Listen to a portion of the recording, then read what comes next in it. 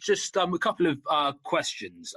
So I did actually engage with a lot of my constituents before this meeting, and a common theme that came up and is raised by a number of different people was the issue of those in reception, so ages 4 and 5, and how important that first year is, and how so much of it is about relationships, and it's so important to be at class for that formative year.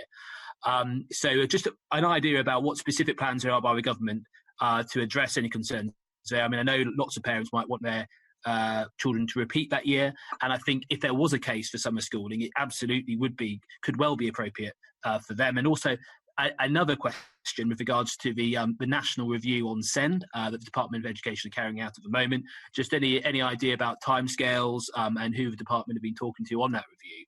I mean, earlier this week, when we spoke to the Chief Inspector of Ofsted, I was slightly concerned when I found out that under the new framework, it might still be possible for a school to be awarded good or outstanding, even if there are serious deficiencies with regards to the provision for those with special educational needs.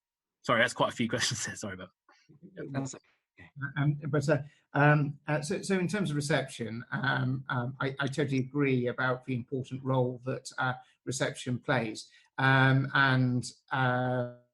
I think all families are feeling a great amount of pressure with having sort of children at home. In terms of how we bring schools back, again, it's got to be looked at totally within the round. But we do recognise the important role that reception has in terms of that early development of a child, and how we sort of support parents to provide home resources for their children at this critical stage, and we'll continue to do that. The SEND review is something that we are continuing to do work on. We recognise it's important.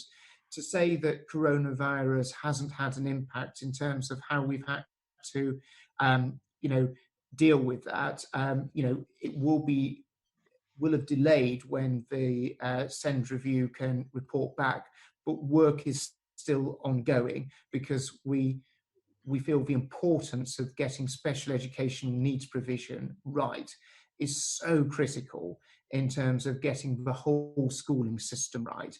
And that's something that is felt right across government.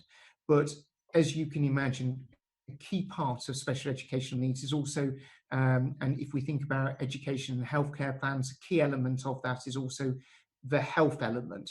And as you can understand, there are multiple pressures within the Department of Health at the moment. So we do need to make sure that we don't move we don't bring the SEND review to a halt when we don't make sure it's a complete picture and it's a complete result to what we want to do with the special educational needs system.